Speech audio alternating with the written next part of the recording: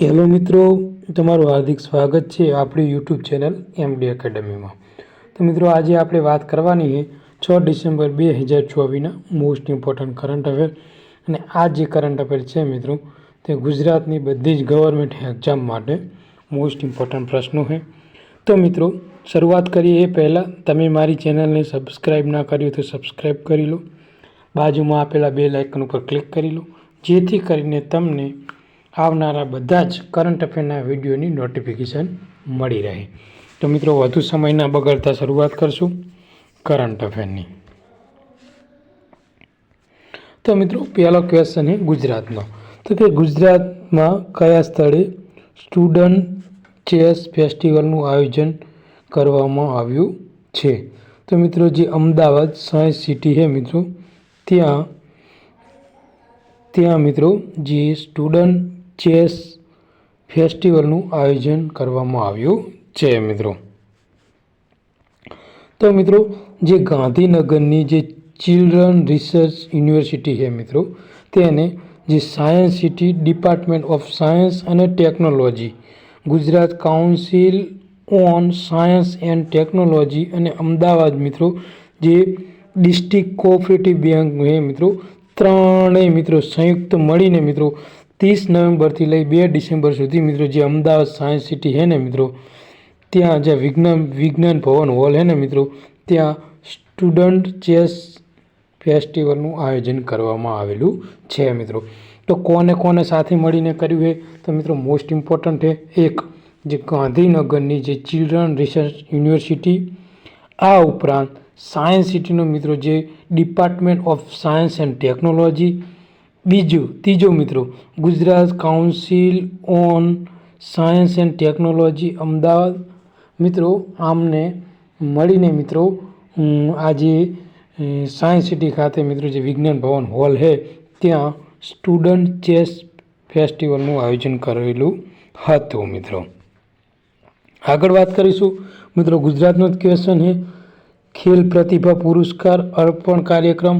તો મિત્રો, તાજેતરમાં રમતગમત રાજ્યમંત્રી જે હર્ષ સંઘવીની મિત્રો અધ્યક્ષતામાં ગુજરાતના મિત્રો જે પ્રતિભાશાળી ખેલાડીઓને પ્રોત્સાહન કરવા માટે મિત્રો ખેલ પ્રતિભા પુરસ્કાર અર્પણ કાર્યક્રમ યોજાયો હતો મિત્રો।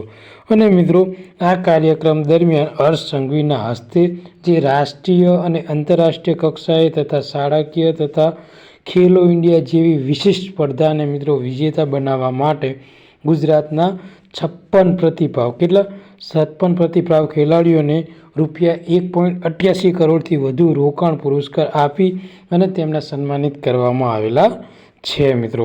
તો મિત્રો, યાદ રાખજો આ કાર્યક્રમની અધ્યક્ષતા કોણે કરી હતી? તો મિત્રો, હર્ષ સંઘવી દ્વારા। એ મોસ્ટ ઇમ્પોર્ટન્ટ છે મિત્રો। ઓકે,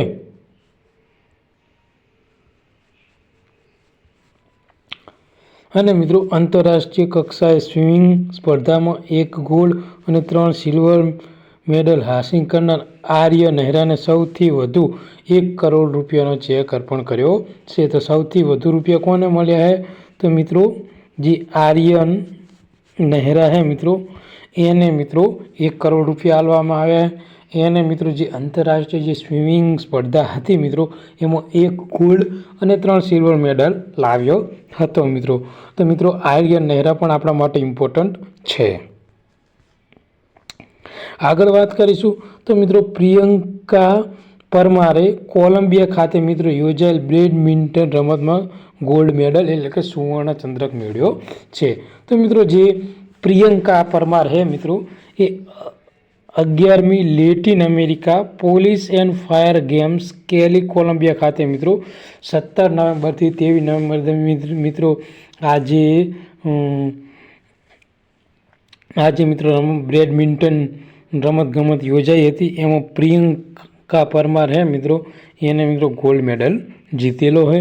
અને અમદાવાદ પોલીસમાં અત્યારે હાલ તેઓ ફરજ બજાવે મહિલા હેડ કોન્સ્ટેબલ પ્રિયંકા પરમારે બેડમિન્ટન રમતમાં ભારત દેશનું પ્રતિનિધિત્વ કર્યું છે અને ગુજરાતનું નામ રોશન કર્યું છે મિત્રો, કારણ કે સુવર્ણ પદક લઈને આવી છે। આ રીતે મિત્રો ઇન્ટરનેશનલ સ્પર્ધામાં અલગ અલગ 14 જેટલા દેશોએ અને 3000 જેટલા ખેલાડીઓએ ભાગ લીધો હતો। આગળ વાત કરીએ મિત્રો રાષ્ટ્રીય અને આંતરરાષ્ટ્રીય કરંટ ઉપર નજર આપણે ફેરવીશું. તો મિત્રો ભારતમાં કયા દેશે સંયુક્ત સૈન્ય કવાયત હરિમાળ શક્તિનું ચોથી આવૃત્તિનું આયોજન કર્યું? તો મિત્રો મલેશિયા. તો ભારત અને મલેશિયા કયું? મલેશિયા કઈ હરિમાળ શક્તિ. ઓકે મિત્રો, તો યાદ રાખજો આવૃત્તિ કઈ હતી? ચોથી. ભારત અને મલેશિયા સંયુક્ત કવાયતનું નામ શું છે? હરિમાળ શક્તિ. ચોથી આવૃત્તિનું આયોજન મલેશિયા ખાતે થયું છે મિત્રો. વાત કરીએ તો ભારત અને મલેશિયા મિત્રો સંયુક્ત કવાયત હરિમાવ શક્તિ ચોથી આવૃત્તિ મલેશિયામાં હાથ ધરવામાં આવી છે. અને મિત્રો આજે મલેશિયાનું પહાંગ જિલ્લાના બેન્ટોંગ કેમ્પમાં મિત્રો 2 ડિસેમ્બર 2024ના રોજ મિત્રો આજે કવાયત મિત્રો આયોજન થવાનું છે.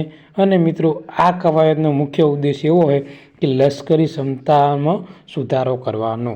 આ ઉપરાંત મિત્રો ભારત અને કંબોડિયા વચ્ચે કોણ? ભારત અને કંબોડિયા વિશે મિત્રો સૌ પ્રથમ કઈ સિનબેક્સ કવાયત મિત્રો હાથ ધરી છે આપણા ભારતમાં પુણે ખાતે. ક્યાં? પુણે ખાતે. અને તે સૌ પ્રથમ કવાયત છે. એટલે મિત્રો યાદ રાખજો, મોસ્ટ ઇમ્પોર્ટન્ટ છે. ભારત અને કંબોડિયા સંયુક્ત કવાયત સિનબેક્સ મુંબઈ મહારાષ્ટ્ર પુણે ખાતે. અને આજે મિત્રો આપણે ચર્ચા કરીએ છીએ ભારત અને મલેશિયા વચ્ચે સંયુક્ત કવાયત હરિમાવ શક્તિની ચોથી આવૃત્તિ. તો મિત્રો આ યુદ્ધ અભ્યાસ ઇમ્પોર્ટન્ટ છે. મિત્રો તમે લેક્ચર જોતા હોય તો સાથે સાથે મિત્રો નોટ બનાવતા રહો. અને નોટ ના બનાવવી હોય તો આપણી જે ટેલિગ્રામ ચેનલ છે મિત્રો એમાં તમને મિત્રો ડેલી લેક્ચરની PDF મળી જશે. આ ઉપરાંત મિત્રો આ ડિસેમ્બર મંથથી આપણે મંથના એડમાં મિત્રો તમને આખા મહિનાનો કરંટ અફેરની PDF આપીશું. ઓકે મિત્રો, તો આગળ વાત કરીશું. તો મિત્રો કે યુનેસ્કો દ્વારા કયા રાજ્યને ટોચના હેરિટેજ પર્યટન સ્થળ તરીકે માન્યતા આપવામાં આવી છે? તો મિત્રો પશ્ચિમ બંગાળ. પશ્ચિમ બંગાળ રાજ્ય છે મિત્રો ત્યાં ટોચના હેરિટેજ પર્યટન સ્થળને મિત્રો માન્યતા આપવામાં આવી છે યુનેસ્કો દ્વારા. અને વાત કરવામાં આવે મિત્રો પશ્ચિમ બંગાળની, તો પશ્ચિમ બંગાળની રાજધાની શું છે મિત્રો? પશ્ચિમ બંગાળની રાજધાની છે મિત્રો કલકત્તા. શું છે? કલકત્તા. તો મિત્રો યાદ રાખજો, મોસ્ટ ઇમ્પોર્ટન્ટ છે મિત્રો. ઓકે, કલકત્તા રાજધાની છે મિત્રો. તેના CM કોણ છે? તો મમતા દીદી છે મિત્રો તેના CM. અને તેના ગવર્નરની વાત કરવામાં આવે મિત્રો તો CV બોઝ તેના મિત્રો ગવર્નર છે મિત્રો. તો આટલી માહિતી ઇમ્પોર્ટન્ટ છે. આગળ વાત કરીશું મિત્રો તો કે મિત્રો યુનેસ્કોનો જે પશ્ચિમ બંગાળ છે મિત્રો ધાર્મિક વારસા અને પ્રવાસન રાજ્યને નોંધપાત્ર વિકસાવીને કારણ કે હેરિટેજ પર્યટન માટે અગ્રણીય સ્થળ તરીકે માન્યતા મળેલી છે. ઓકે મિત્રો, આગળ વાત કરીશું. તો મિત્રો આ જે હેરિટેજ માન્યતા મળી છે એનો હેતુ શું? તો એ પશ્ચિમ બંગાળને ફાયદો શું થશે? તો મિત્રો જે દક્ષિણેશ્વર અને જે કાલી ઘાટના મંદિરો છે ત્યાં મિત્રો જે ધાર્મિક સ્થળો છે મિત્રો એમાં વધારો થશે. સાથે સાથે હોમસ્ટે અને પ્રવાસી સુવિધાઓ જેવી માળખાકીય સુવિધા વિકસાવવા માટે આ કામ હાથ ધરવામાં આવેલું છે મિત્રો. ત્રીજો ક્વેશ્ચન છે વર્લ્ડ મેરીટાઈમ કોન્ફરન્સ 2024 ક્યાં યોજાઈ? તો મિત્રો આ ચેન્નઈ ખાતે યોજાઈ હતી. કઈ? વર્લ્ડ મેરીટાઈમ કોન્ફરન્સ 2024 ચેન્નઈ કયા રાજ્યની રાજધાની છે? તો મિત્રો TN એટલે તમિલનાડુ. તમિલનાડુના CM કોણ છે? તો તમિલનાડુના CM છે MK સ્ટાર્લિન. કોણ છે? MK સ્ટાર્લિન. અને તેના ગવર્નર છે RN રવિ. ઓકે મિત્રો, રેડ સી ફિલ્મ ફેસ્ટિવલ 2024 ચોથી આવૃત્તિ ક્યાં યોજાઈ? તો મિત્રો રિયાદ જે સાઉદી અરબ છે, સાઉદી અરબ એની રાજધાની રિયાદ ખાતે મિત્રો રેડ સી ફિલ્મ ફેસ્ટિવલ ની મિત્રો ચોથી આવૃત્તિનું આયોજન થયું છે મિત્રો. તો મિત્રો જે આ રેડ સી ફિલ્મ ફેસ્ટિવલ છે સાઉદી અરબમાં આયોજન કરવામાં આવ્યું છે અને વાર્ષિક ફિલ્મ ફેસ્ટિવલ છે. અને મિત્રો આ જે ચોથી આવૃત્તિ છે જે સાઉદી અરબની રાજધાની રિયાદ ખાતે મિત્રો તેનું આયોજન થશે. અને તેમજ જે રીમા કાગતીની ફિલ્મના મિત્રો આ ઉપરાંત super boss of the Malegaon red C film combat વિભાગમાં મિત્રો આ ભાગ લેવાના છે. ઓકે મિત્રો, તો મોસ્ટ ઇમ્પોર્ટન્ટ ક્વેશ્ચન છે. આ ઉપરાંત એશિયાની મિત્રો પ્રથમ જળ પરિવહન સેવા ઉબેર શિકારા કયા શહેરમાં મિત્રો શરૂ કરવામાં આવી છે? તો શ્રીનગર ખાતે. ક્યાં? શ્રીનગર. એશિયાની પ્રથમ મિત્રો જળ પરિવહન સેવા है ઉબેર શિકારા.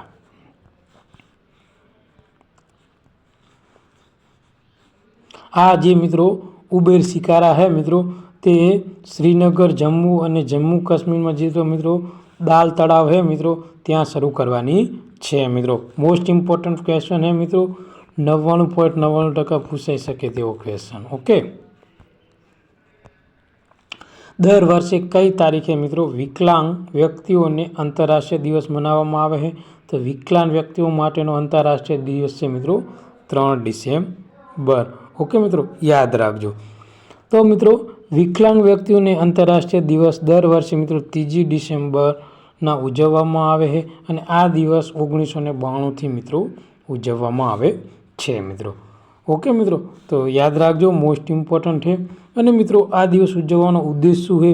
તો મિત્રો કે જે વિકલાંગો છે એના મુદ્દાઓ અને એમની અંગે જાગૃતિ લાવવા, વિકલાંગ વ્યક્તિને ગૌરવ અને અધિકારોથી મિત્રો તે જીવન જીવી શકે તે હેતુથી મિત્રો પ્રોત્સાહન લાવવા માટે આ દિવસની ઉજવણી કરવામાં આવે છે મિત્રો. તો મિત્રો વાત કરીશું 1 ડિસેમ્બરની. ઓકે મિત્રો, તો 1 ડિસેમ્બરે કયો દિવસ છે મિત્રો? તો વિશ્વ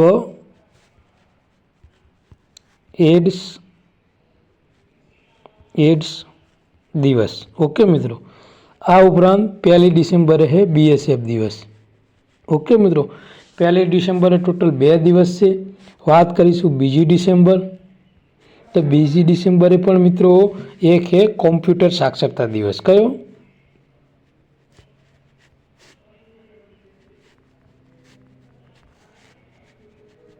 દિવસ. અને બીજો છે મિત્રો જે ગુલામી મિત્રો જે આંતરરાષ્ટ્રીય ગુલામી નાબૂદી દિવસ. કયો? આંતરરાષ્ટ્રીય ગુલામી નાબૂદી દિવસ. ઓકે મિત્રો, અને 3 ડિસેમ્બર એટલે મિત્રો વિકલાંગો માટેનો આંતરરાષ્ટ્રીય દિવસ.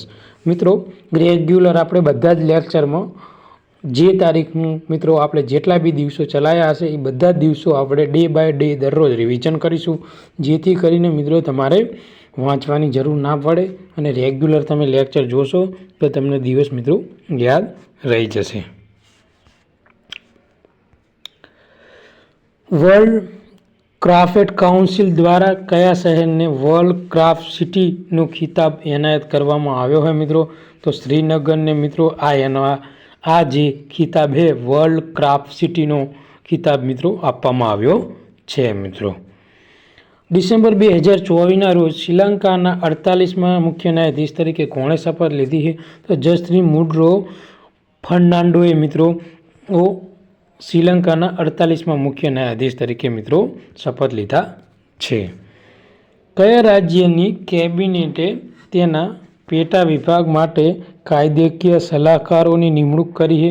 તો પશ્ચિમ બંગાળ દ્વારા મિત્રો આ નિમણૂક કરવામાં આવેલ છે મિત્રો.